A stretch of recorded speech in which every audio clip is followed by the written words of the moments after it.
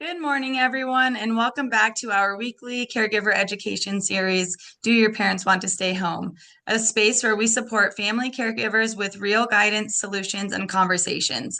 I'm Infinity Martin, Community Health Engagement Specialist with Sugar and Spice In-Home Care.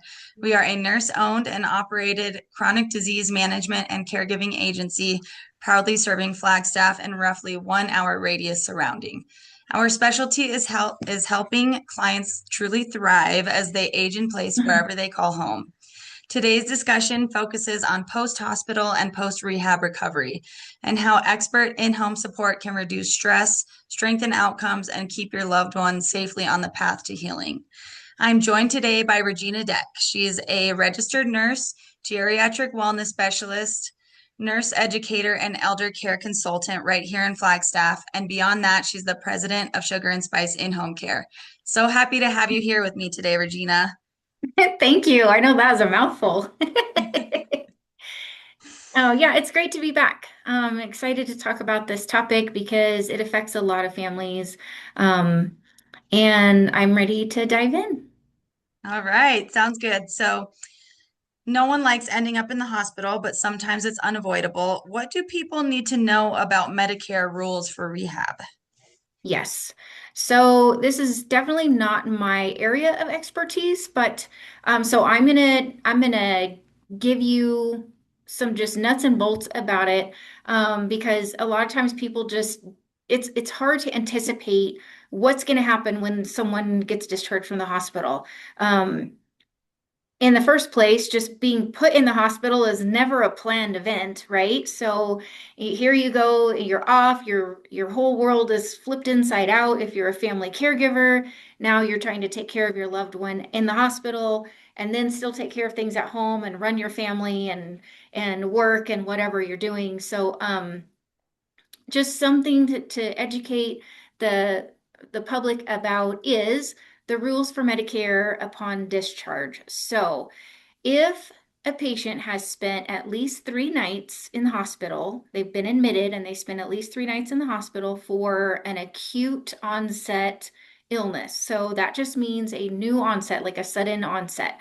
So an example of this might be a new infection, a recent injury or fall. Um, maybe you had to have like an emergency surgery of some sort, like a hip replacement or yeah, like a fracture repair. Um, if they spend 3 nights in the hospital, Medicare will pay for the first 20 days of care outside the hospital, 100%. So, but out of that 20 days, rehab is one of the options for discharge. The rehab is covered for the first 10 to 12 days. So that's not very long to hurry up and get better and get back to your normal and go back home, right? So not everybody is ready to be discharged home after that short amount of time. And so say around day 9 or 10, the staff at the rehab facility are going to be looking at what are the options for you after you leave here. Can you go home safely? If you can, awesome. I can talk about how we can help at home once you get discharged from the rehab hospital. And then, but if you're not well enough to go home at that point, the other option is to send you to a skilled nursing facility, and you can be there for up to 100 days.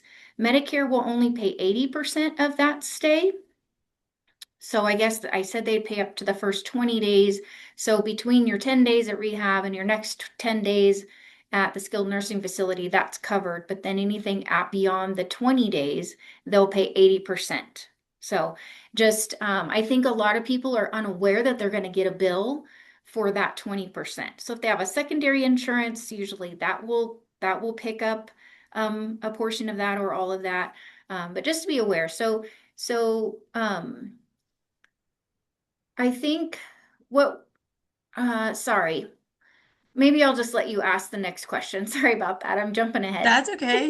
No, I think you were already about to get into it anyway. So my Yeah, yeah. next question was just going to be if a person can't be discharged safely after rehab, do they have any other options other than to stay at a skilled nursing facility? Right, right. So thank you for redirecting my brain. So yes, they can definitely, we can help you at home. So the difference between Sugar and Spice and a lot of the other home care agencies is that we do have a clinical aspect to our agency because we are nurse owned and operated. We can take on a lot of the higher needs that patients have once they come home. So that means that yes, we can still help with showers. Yes, we can still help with transfers. Yes, we can still do the housekeeping and run errands and things like that. But we can also help with some of the other needs like wound care. Um, Sometimes patients come home with a new piece of equipment. Maybe they've got a Foley catheter. Maybe now they need a walker. Maybe they're not even comfortable or have experience with their walker or their wheelchairs and know how to, is it the right setting? Am I doing this properly? Crutches, all these kinds of things that sometimes people come home with that they're not used to having. We can jump in and help with those kind of things. And so we do offer an option for patients who really are wanting to just get home. Maybe they don't want to go to a skilled nursing facility. Maybe they haven't been sleeping well in the rehab unit.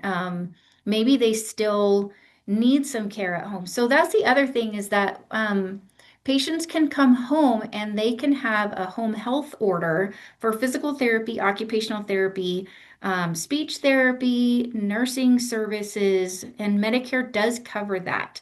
So, Sugar and Spice works very closely with the agencies in town, the home health agencies. So, for example, here's how this can work. So, let's say you get an order for physical therapy at home.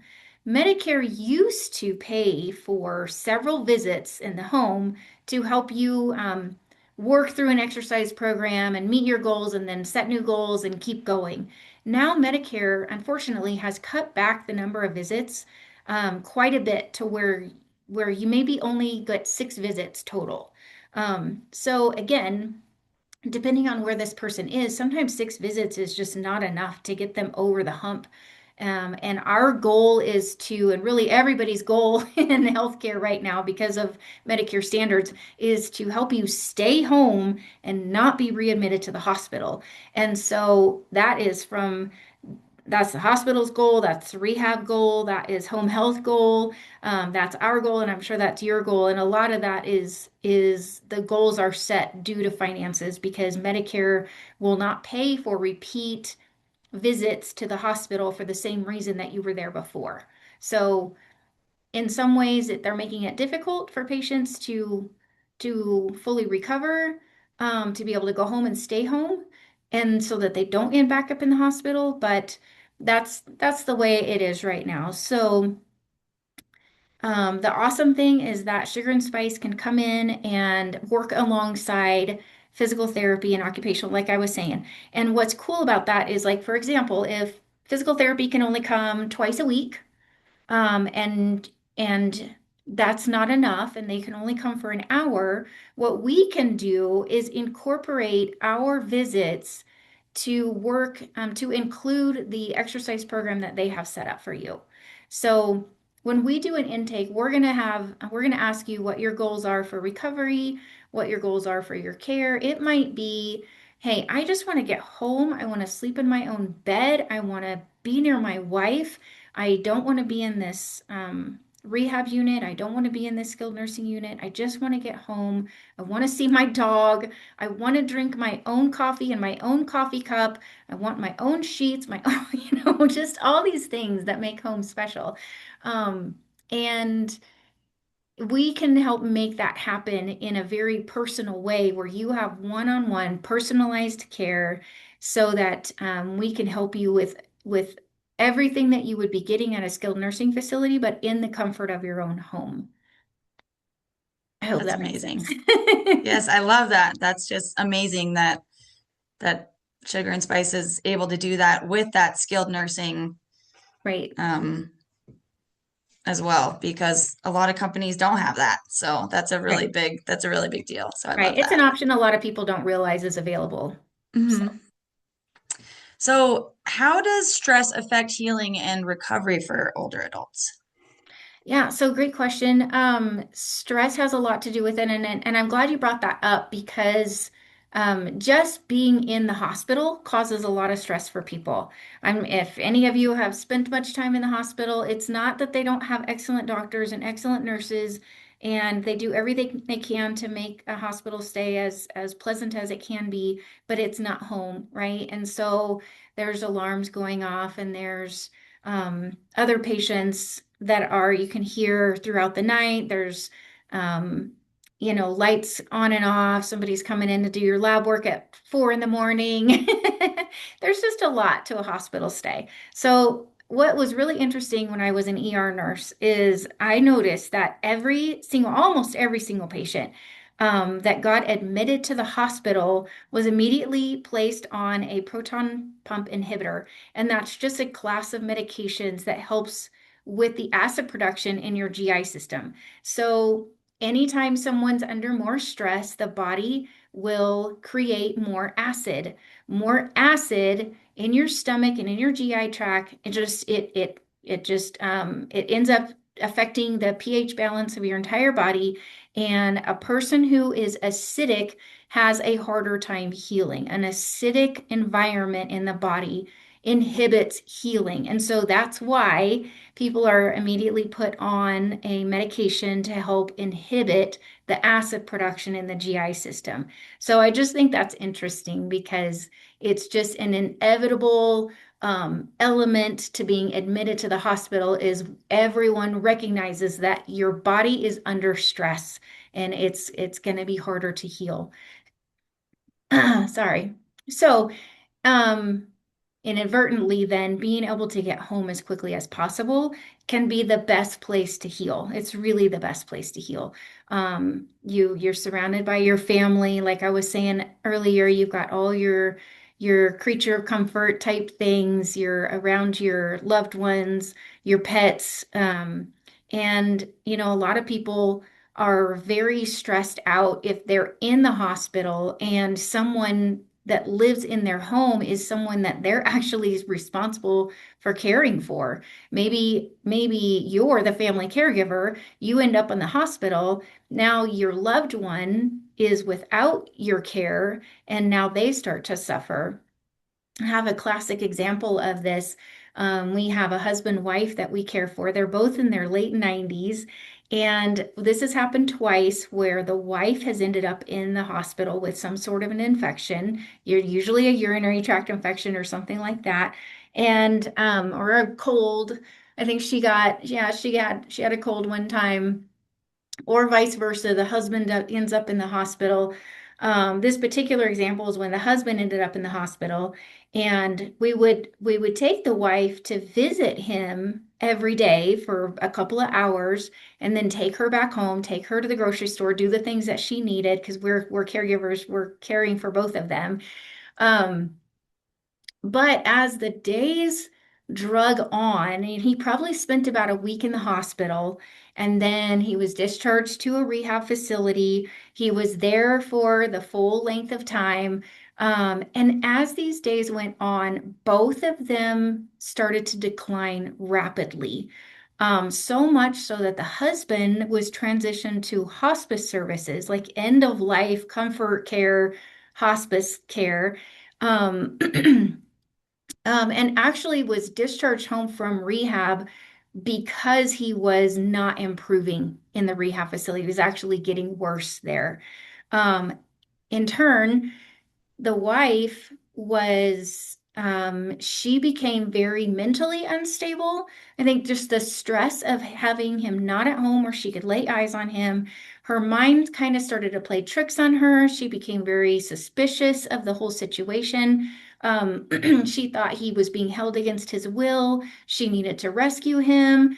Um, she was talking to her family. They wouldn't listen to her. They were all telling her the same story. No, he's in rehab. So then she began to not trust them.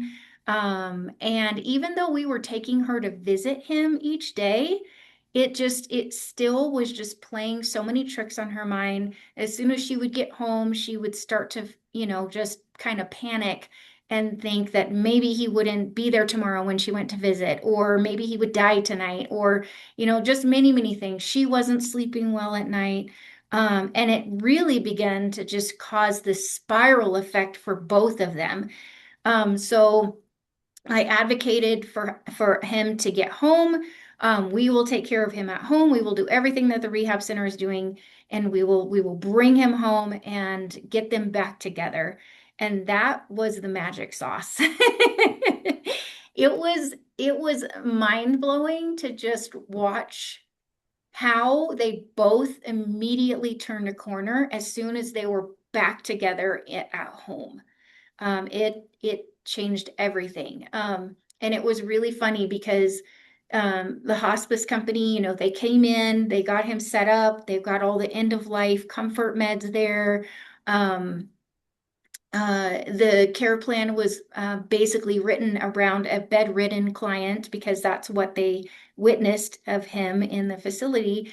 But when he got home, he was energized. He was ready to get up. He was ready to eat. He had stopped eating. He had stopped drinking. He had stopped doing all. He wasn't talking anymore. He was sleeping all day. He was like, he completely flipped. He was eating, he was drinking, he was getting up and walking around. So we were very happy to be able to be there and prevent a fall, right? Because he just spent all these days in bed. And so he definitely had some deconditioning going on. He had some loss of coordination, loss of muscle. And due to the lack of nutrition and hydration too, he just wasn't as healthy as he was when he went to the hospital. So we were there 24 hours a day when he got home, and we were there to make sure that he didn't have any repeat injuries, things like that. We were there to provide nutritious meals, encourage the hydration, bring him whatever he needed, still doing the grocery runs, still making sure he's getting showers, and he's got all of his needs met, and his wife has all of her needs met. And it's just a remarkable story, but it's just really cool to know, I think, and to be able to serve families in this way that are really, they know they need to get home, and they'll heal better in that place. Absolutely. Gosh, that's an amazing story. I love it. Yeah, it just goes to show you how important it is just to be by your loved ones while you're healing. Right. Which definitely, visiting hours in facilities can really prevent that. So, yeah, that's really important. Yeah. Yeah. Sometimes that does make it hard too. hmm So, Sugar and Spice offers highly customized post hospital and post rehab care. What Right. other kind of personalized services are Oh, sure. included? Yeah, so when we have somebody come home from the hospital who, like I was saying, is very deconditioned, a day in the hospital for an elderly person is the same as 5 to 7 days in the hospital for a younger person. So it's crazy, but if you think about it, if somebody spends 7 days in the hospital, that's like actually spending 49 days in the hospital. So it's really wild. You think about how I would feel if I laid in bed for that many days, and how deconditioned I would actually be. Pressure ulcers, things like that are all things that they watch for in the hospital, but can happen. So it's great when they can come home. So part of the care plan that we can create can be something like um, getting up, and it's so variable. It really just depends on exactly where they are at. A care plan can be for somebody who's very, very ill and very, very weak. It can be that we get them up and we sit them on the side of the bed for 30 seconds at a time and just get them upright. And we may have to support them a little bit if they're too weak to sit up on their own.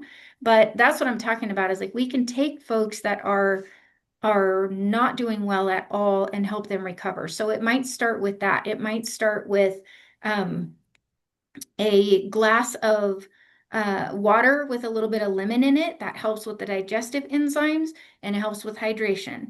And then we might graduate into, some kind of just nutritious high protein breakfast. Protein is really important for the healing process.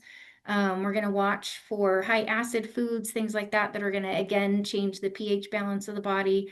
We're going to be working with them on any kind of wound care or wound prevention. So again, that turning and rotating somebody who's been in bed for that many days. Sometimes they are so weak they can't even turn themselves in bed. So that might be where we need to be with them for 24 hours a day for the first week or so. Sugar and Spice has a program where we will reevaluate every 10 days. And then it might be that after that 10 days, we can cut back on the 24-hour care and just maybe be there only during the day, or maybe cut back to 16 hours in a shift or something like, or a day. But it's all very highly customized. It's really based on hydration, exercise. What's the other two? Hold on, I got my notes. Adapting to where they are in their process, like I was saying, it's very highly customized. And then just doing those level of care reevaluations so that we're making sure that we're meeting their goals that they have set and then setting new ones for them to achieve as well. So they include nursing visits. One of our nurses that we have on staff is a wound ostomy specialty nurse. So she is very skilled at any kind of wound care, any kind of new gastric tubes that they may have or anything like that. So we got some specialties in house that can help with some a little bit more higher level of care. That's really amazing. So, do you have anything else that you want to add for today?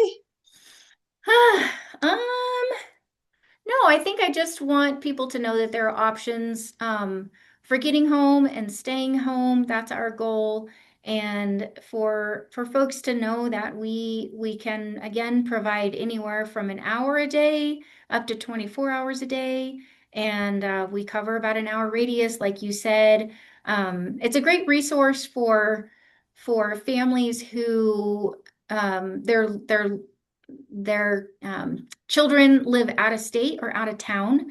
And, this was a completely unexpected hospitalization. Now they're, getting that call, hey, your mom's being discharged today at noon. um, we get those panic calls sometimes. We can start care the same day that we get the call. So we are here for you. And again, like you've mentioned, we just want people to know that they're not alone. Absolutely.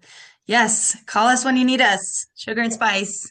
Well, thank you so much, Regina, and thank you everyone for watching today for another episode of Do Your Parents Want to Stay Home? If you feel that this video can help someone you know, please click that share button because at Sugar and Spice, we believe that no one should navigate caregiving alone. We'll see you next week right here on Facebook at 11 a.m. Mountain Standard Time. Bye for now. Perfect. Thank you. Bye. Bye.